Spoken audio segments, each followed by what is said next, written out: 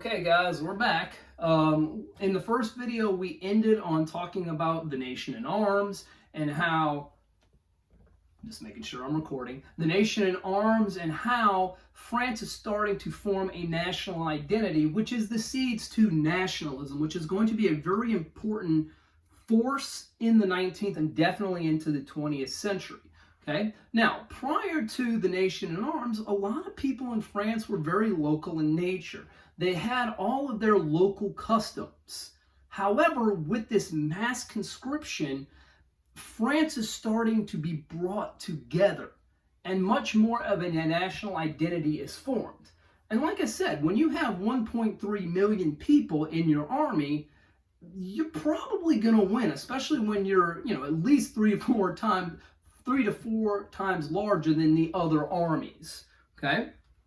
So in that sense, the Committee of Public Safety was very successful in putting down the threat of Austria and Prussia.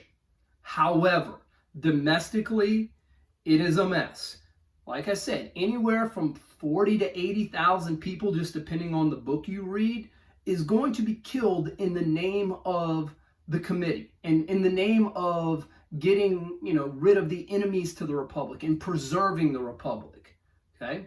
A lot of times these people are members of what used to be the Third Estate. It's maybe members of the bourgeoisie. A lot of times it's peasants. Okay? This takes a toll. Eventually, people do not trust the Committee of Public Safety, especially people outside of Paris. Well, when this happens, we're going to see that the National Convention turns against the Committee of Public Safety. They limit their power. Eventually, they do arrest Maximilien Robespierre. They try him for treason. And of course, just like he had done to so many other people, he will go to the guillotine as well, and he will be killed. Now, from this point on, we're going to see that politics in France, which was very far left, okay, which, was promoting at first the constitutional monarchy, which is a very liberal idea. Then it becomes very radical with the formation of the Republic. Well, the pendulum is going to start swinging back. So the National Convention in 1795 is going to create a new constitution. Yes, another one. Okay? They will create a new constitution, and what they're going to create is a governmental system called the Directory. Okay? Now, with the Directory, there will be a legislative branch and there will be an executive branch. Okay? I believe the legislative branch has roughly like 800 people in it. The executive branch is led by what are called directors. Think of these guys as presidents. In the United States, obviously, we have a legislative branch. We have the House of Representatives. We have the Senate. And of course, on the executive side, we have the president. Well, think of, in this case, you have roughly 800 and something people in the legislative body, and you have 5 presidents. There is nothing that is going to get done here. But that's okay, all right? Because it's not the reign of terror. It's not things associated with the Republic, okay? We're going to see that with the Directory, nothing is really going to get done, okay? Like, government will come to a standstill, but a government at a standstill is not a government that is going around chopping people's heads off. Also, too, we're going to see that with the Directory, eventually it's going to be very much known for corruption. Also, too, unfortunately, a lot of times the only way that the Directory a lot of times can push through matters that it needs to get done is with the army. And that sets a bad precedent because you never want to have to use the army against your own people. Now, probably the best and worst thing that the Directory ever did is that they placed a very charismatic general in charge of the armies. And this guy is like a superstar, okay, in France. This guy has gone and conquered parts of northern Italy. He'll eventually go to like Egypt and, be, successful over there. However, this guy is also going to be the undoing of the Directory. I think by now you'd probably guess that this man is Napoleon Bonaparte, okay? Now, in 1799, after 4 years of ineffectiveness and corruption, we will see that Napoleon Bonaparte will stage what we call a coup d'etat, or a coup. You might have heard that word before. A coup d'etat is a sudden seizure of the government. It is the taking over of a government. And so Napoleon, along with 2 members of the Directory, they will kick out the Directory, they will overthrow the Directory, and they will create what is called the councils.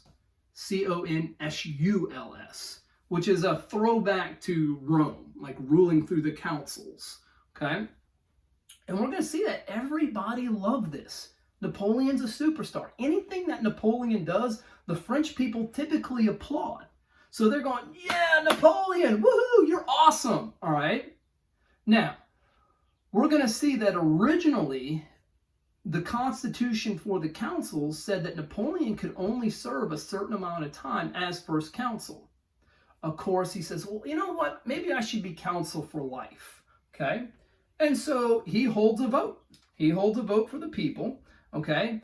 And in 1801, he says, I should be consul for life. And all the people overwhelmingly wanted him to be consul for life. Okay? A couple years later, he says, you know, consul for life is good, but you know what would be better? Yeah, maybe being emperor.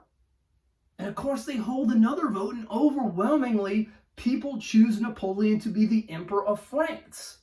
Now, you have to understand, everything is coming back full circle.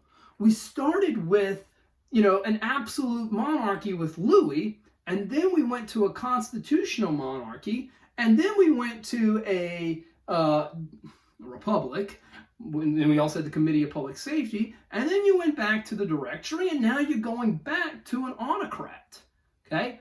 The difference is Napoleon was loved by the people. Everybody wanted Napoleon because of 2 things. He said he was going to restore French dominance in Europe. We are going to be awesome. We are going to be the man. And a lot of people in France, that sounded really good. It's like, yeah, we should be the most awesome people in Europe, if not the world. The second thing is that Napoleon is bringing stability. You have to understand, guys, for the previous 15 years, it has been a zoo in France. There's been a lot of killings, a lot of governmental instability. There has been hunger. And Napoleon, to his credit, he is going to bring an end to all that. So, of course, all the people loved him. Okay? Also, too, guys, keep in mind, and I really need you to know this, a lot of liberals, a lot of the bourgeoisie said, Napoleon is our enlightened monarch. This is the guy who is going to, A, bring stability to France, but B, bring in a bunch of these enlightened ideas that we so desperately wanted way back when. And so they're saying, yes, yes, yes, we want Napoleon. Okay? So let's talk about some of the ways that Napoleon is bringing up some of these enlightened ideas. Excuse me. Like I said earlier, Napoleon, he wasn't necessarily a religious man, but he saw the value in Catholicism, which had been kicked out of France. So, of course, Napoleon makes a deal with the Pope, and he says, hey, man, come on back into France. Now, look, you're not going to have, like, any power in France, but we want you to come in, and we want you to open up, you know, the churches and lead the people in worship. The church, which had no power in France, said, okay. Napoleon gets an easy win. And, of course, people are seeing Napoleon as, you're bringing back religious liberty. You're bringing back our religion. Thank you so much. And it makes Napoleon even more popular. Okay? Second thing, Napoleon will create what's called the Bank of France. Now, without going into too much detail here for Whap, the Bank of France essentially will stabilize the economy of France, which it has been in disarray arguably since 1787. All right, so he brings economic stability to France, which is very important.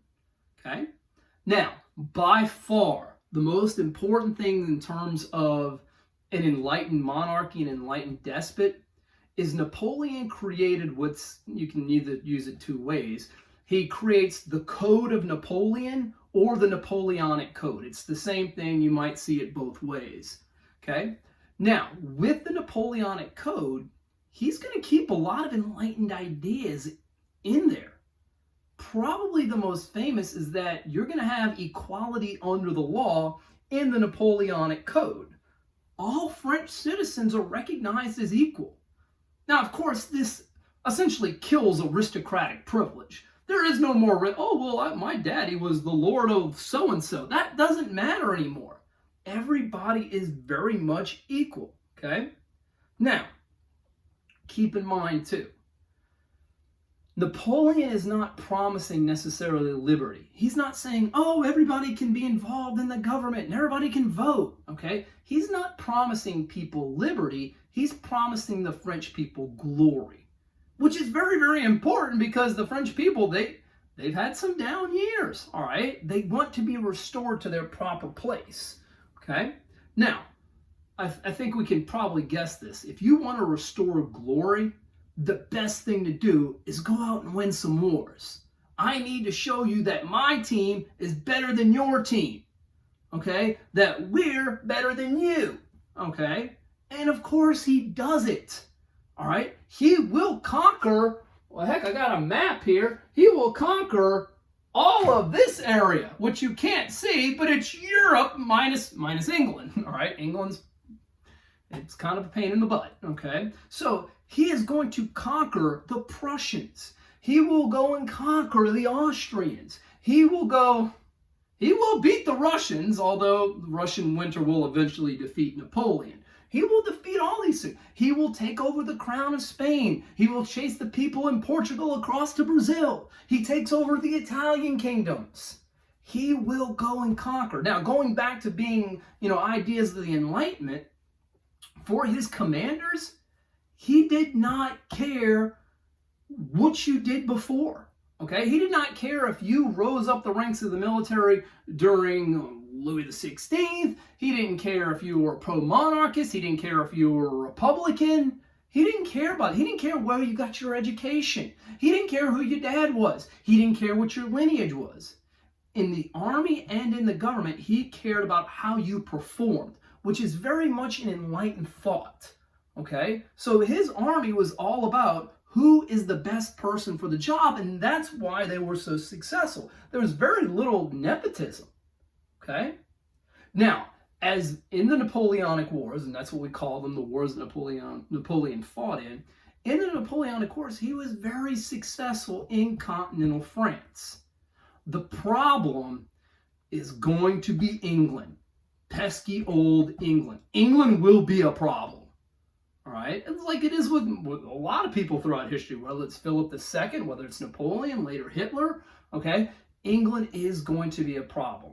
Now, I'll probably have another minute left, but I'm just going to cut it here, and I'm going to go to the next video, and we'll talk about why England is going to be such a problem and what happens after that.